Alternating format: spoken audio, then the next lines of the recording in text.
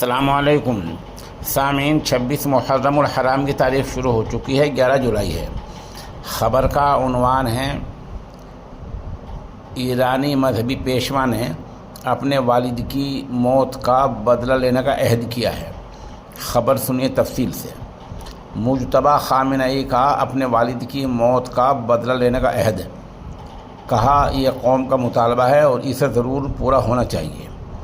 ایران کے موجودہ رہبر اعلیٰ آیت اللہ مجتبیٰ خامنئی نے کہا ہے کہ ان کے والد اور پیشرو علی خامنئی کی موت کا بدلہ لینا قوم کا مطالبہ ہے اور اسے ضرور پورا کیا جانا چاہیے۔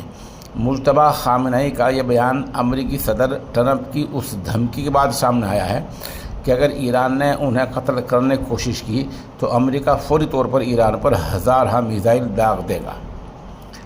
اس کے علاوہ ہم نے ایک اعلان کیا تھا آج دن میں کہ ہم چندر روکو کمیٹی کے بارے میں رات میں ایک ویڈیو اپلوڈ کریں گے۔ دراصل ویڈیو میں ہم سے تاخیر ہو گئی ہے اور پالنپور والی کمیٹی کا ایک رعونت بھرا جواب ایک صاحب کے پاس آ گیا ہے، وہ ہمیں ابھی بھی موصول ہوا ہے، اب کافی دیر ہو رہی ہے۔